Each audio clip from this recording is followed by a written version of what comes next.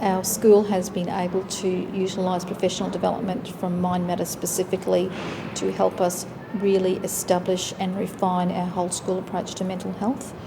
And so therefore we have various layers working within the school.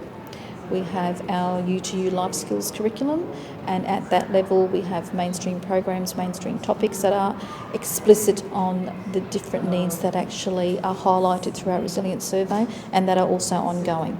All right, so on this chart we've got some behaviours where things work really well for you and other behaviours. You've had a detention. All right, what else has happened? She's feeling scared. Yeah, she's not coming to school and that. She's scared? She's missing out on her education because She is. Underneath that layer, we actually have targeted intervention programs that are provided by our student services personnel. Then we also have case management, which was probably only for about 5% of students within the school. And within that 5%, we have even more pointed cases where we actually have to work actively with other agencies.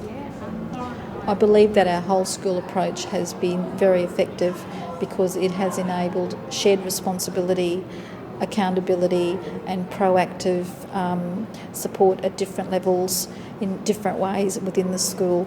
So therefore our values of respect and resilience are not just something that are spoken about, they're actually concepts that you can see in action. You need cooperation from the majority of staff members and to an extent from the majority of students to work effectively. The first part of the process is to make sure staff are adequately trained. Now that Mind Matters has evolved over a long period of time, there's a staff turnover and you can't train staff all the time with formal training. So part of our process is to have informal training in staff meetings regularly, particularly at the start of the year. Regular reviews in our programs that we're offering the students, and the way to do that is have the staff that are doing the implementation of the program review them. So our Year 7 roll call teachers with the Year 7 advisor will look at the Year 7 Mind Matters program and they'll review it for next year. Same, the Year 8 will do it, the Year 9 and so on, all under the guidance of the head teacher welfare, so that the teachers have some ownership. We're in a rural area. We have something like 16 schools that feed into our primary schools that feed into our high school, and it was really important for us to have a consistent approach. So we started at the area level and we've built our mental health and wellbeing around Mind Matters and used it as a tool to improve mental health and wellbeing across firstly our area. And then I guess it's been really important for Lindy and myself for the local high school and its closest primary school to build a strong relationship, and so we've developed consistency, haven't we, Lindy? Yes. Mind Matters has been instrumental in that. Yes, and very much helped us in planning future transition into our schools. It's also helped us to develop a much more positive relationship with our major partner school, and I think that's also helped Lynn and I to develop a really positive professional working relationship as principals. Leadership is integral to Mind Matters, starting at a staffing level with the leadership team and the administration team. At the next level, we've got the year level coordinators. It's really the year level coordinators who work with our guidance officer and our student services team to develop a program that's implemented right across the school and even beyond the school to our partner schools in the area. The year level coordinators take on a very significant role in the health and wellbeing of our students. Over my time here over the 7 or 8 years, we've noticed that there is a growing need for assistance for students in our area. We use the Mind Matters initiative to incorporate support that children can access and be educated on, to give them what they need or to assist them through this growth development phase in adolescence. We've also gone a little bit wider into the community and educated our parents on Mind Matters initiatives to assist and support students at our school. Students can now, one, recognise that they're not unique and it is a normal part of growing up, and there are support structures that are both within the school and wider to assist them We've based a lot of our community work and our resources on our Mind Matters professional development. We've been involved with the Mind Matters development from the beginning, and I guess what it did was make us aware of possibly some of the possibilities that we could use in schools, some of the resources. And I guess from there, myself and our head teacher welfare have been able to take some risks. And I think this kind of community day that we're looking at today has involved some risks. There's no doubt about it. We've gone outside our comfort level, our circle or framework of operation to incorporate those services. The Mind Matters data that we collected indicated to us that the lack of resources available to students and parents and staff around the school was significant, and to improve any of our students' wellbeing and hence their academic results, we would have to do something about that. So hence we've decided to try and bring resources into the school. But I think the important thing about the Mind Matters is that it envelopes and covers a whole heap of things, and it's kind of embedded in everything that we do. The extracurricular stuff that runs in the school, it's about a philosophy whereby people care for each other and look outside of the sort of little box of, you know, this student hasn't done so-and-so, so I'll do this to them because they haven't done it. It's more the question of, and they come to the front office and they'll either speak to myself or the other deputy or the head teacher welfare and say, this child hasn't done so-and-so and I'm really concerned about the fact that they haven't done that. Is there a bigger picture to the story? So it's this whole idea that we have to be more understanding of the holistic thing, the big picture. Why is this occurring, etc. And I really believe that comes out of the whole Mind Matters philosophy and the way that it's been used in the school. We'll convene the Mind Matters meeting today. We've had a few initiatives that have happened since our last meeting. The core team consists of the senior executive, the deputies, our head teacher, welfare and the principal. A core team could consist of more people, but we have found that number seems to work well for us. We're in charge of the planning for Mind Matters and Staff Matters, and that includes the professional development, what activities pivot around that. We tend to badge most of our activities for Staff Matters with that Staff Matters logo and the Mind Matters with the Mind Matters logo. What it does is, in our minds, keeps that agenda at the forefront for us. You know, what are we about? So we find that really good. So it might be even a parent barbecue, but we badge it with the logo so that we know this is what it's about. We have a core team in the school who manages the referrals to student services. That core team consists of myself, the guidance officer, the principals, the two deputies and the senior schooling pod. We call that our set meeting. And at that meeting we keep a track of students who have been referred, and we allocate them to a contact person or a case manager, depending on the level of need. Not every student requires case management, but every student needs somebody to follow their case.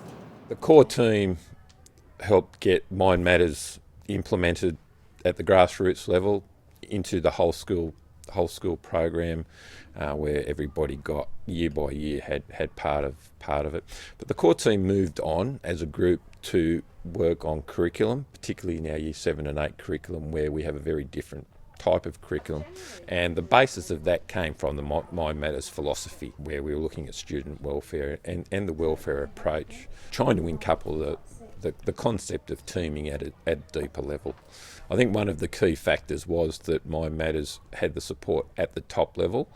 It wasn't, you didn't have a head teacher or a classroom teacher going in hand begging the principal or deputy principal for time or trying to convince them that the importance of it. You had the other way around. You had the deputy principal and the principal saying, this is a good project, we're going to make sure the initiative works.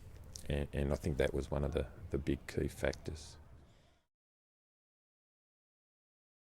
One group cannot do it all, and we don't want them to do it all. We want everyone to own it. So across all schools there would be a core team responsible for mental health and wellbeing, with other teams responsible for various areas of development as identified by each individual school.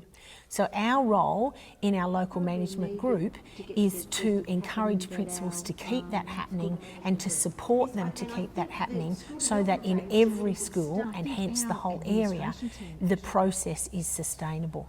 We haven't done a mid-process check for a while, so we possibly need to do that and look at where we need to go. What do you think that's? I think that's a good idea, because we're at a different stage to some of the other schools, and we need to be able to support the other schools at our next meeting. Yes. All our schools have collected data around using the Mind Matters surveys for students, staff and parents and community. What they've done with that data is use it to make informed decisions about areas for development in student health and wellbeing, and staff and community, to drive their strategic plans for the future. In our initial data collection, there were many areas where we expected where students were having needs. However, one area that really surprised us was the fact that very, very few were having breakfast. So if on a scale of 1 to 5, we had 0.6 of the student population who were not having breakfast. So we took that very seriously, because that means these students were starting their day on the wrong footing without having their physiological needs met. We took that to the school, and we took that to staff professional development, and we did some strategic planning around that, and we decided that we needed to have a breakfast club.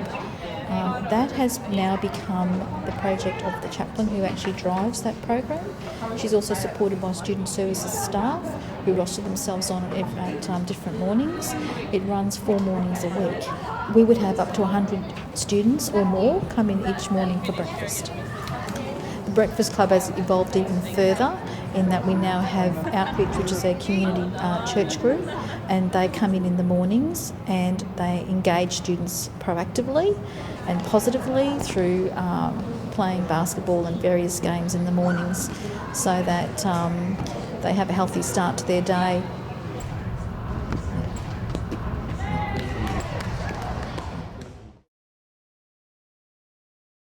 Community involvement in the school is reasonably high. Our P&C are very big supporters of our school, and they've had a lot of value to the school in terms of providing us with new facilities for students. One of the school's strengths is its creative arts program, with its visual arts and its performing arts, and it's been a direct result of the school's the parents' involvement that we've been able to get facilities for these students. It's very diverse. We seem to have students that come from very low socioeconomic sort of situations with, long-term unemployment in terms of the family, who've been unemployed for quite some time and have never really sort of known an adult that's worked, up to parents that are from very professional families and have high-powered jobs. A lot of commuters, a lot of people that travel to Sydney on a daily basis. The coffee shop started probably about 4 years ago now, and it was based on a financial literacy grant, and we looked at something that was fairly special for our hearing impaired students. The interesting thing about the coffee shop is, from the small beginnings for the hearing impaired students, has come a whole variety of other community-based services. And most of our service programs are based around the coffee shop. It just seems to have been that nucleus from which big things have grown. They're $5. Okay, so we make these ones. These are amazing. Okay, cool. What do you think? Longer than the other ones, aren't they? Yeah? Okay, cool. Okay, I'll take them. The types of activities that we have each Tuesday. Sometimes we start off with a breakfast club early in the morning, which we did this morning, and then by about 10 o'clock we have parents coming in. The coffee shop's in full throttle and staff utilising it. Young people are utilising it. Some of our seniors come down. A lot of our juniors like to use the coffee service as well. And a lot of our service agencies come in and work out of the coffee shop, usually from about 10 right through till 2 o'clock. We have our parents group that come in, and they meet as support for There's students with special needs, particularly Asperger's. They usually meet with parents from the primary school, which is an adjoining campus, and a couple of the teachers' aide that work with their children. They all meet together as a support group.